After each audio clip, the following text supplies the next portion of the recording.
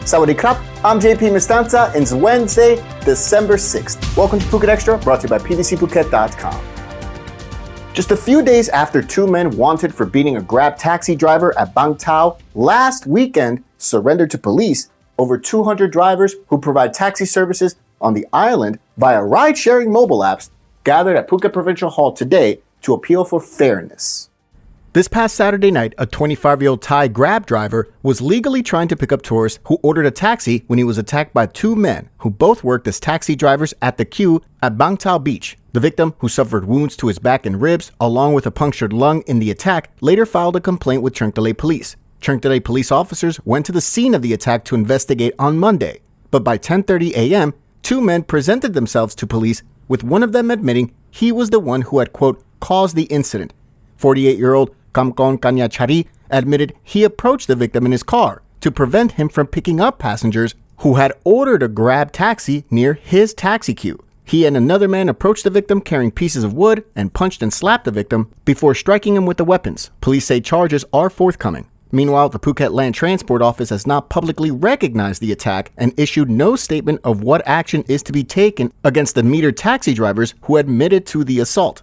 This morning, over 200 app taxi drivers who use mobile apps, also known by law in Thailand as RY18 drivers, submitted a formal letter of complaint to the governor of Phuket, demanding protection of their rights and action to be taken against anyone, especially metered taxi drivers, who spread distorted information about app drivers.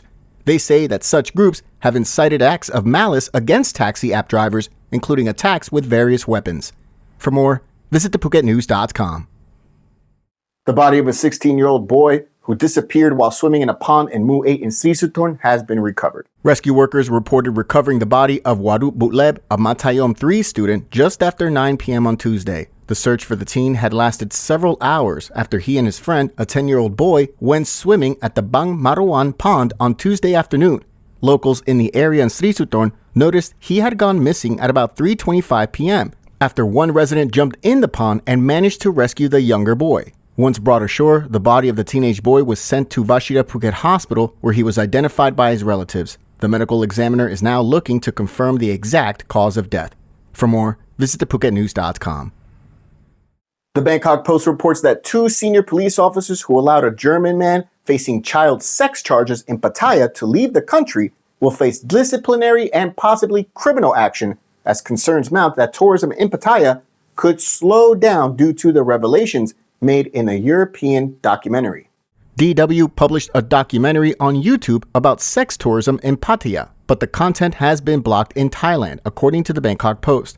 In the documentary, a German suspect identified as 55-year-old Jens Kirch reportedly said he paid about 700,000 baht for bail and legal fees and another 1 million baht in cash to officials before flying home to Frankfurt 7 days after being charged last year.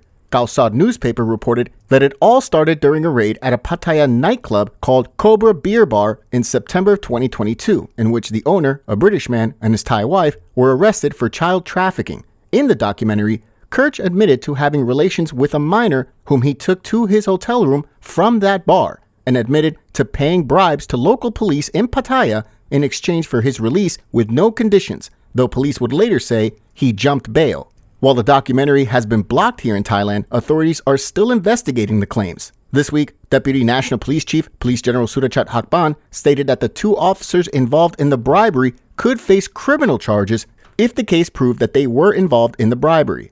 He stated that discussions would also take place with the German ambassador to Thailand to extradite the German suspect, as the two countries do not have an extradition agreement. For more, visit thephuket.news.com.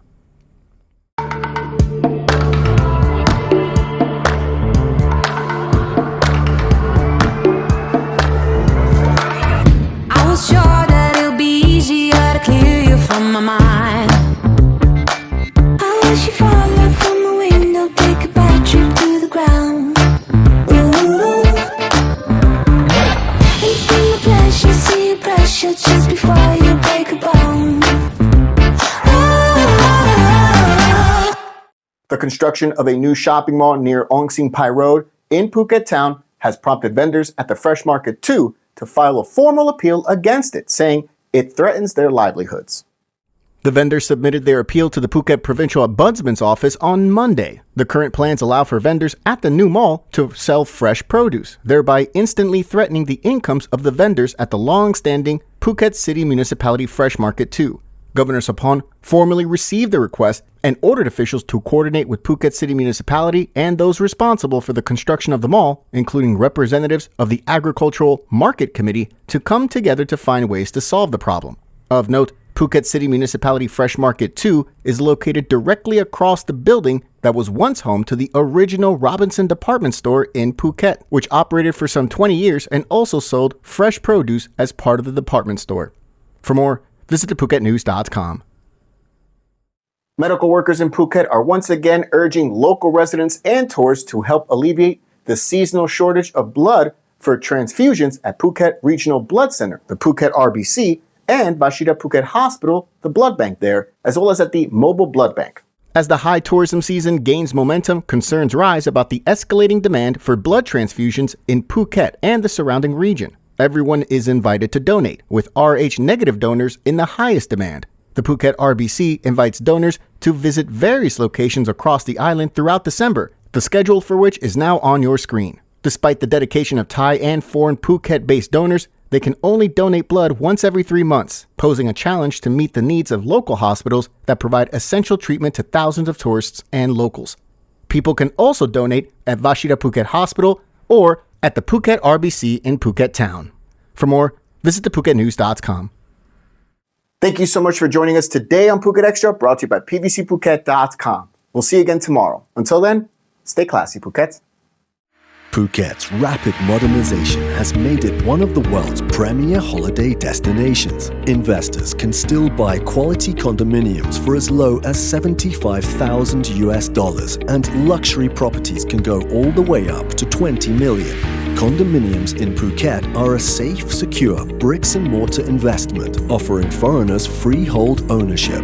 Call or email Thai Residential, Phuket's #1 trusted real estate advisor, to find your perfect Phuket property.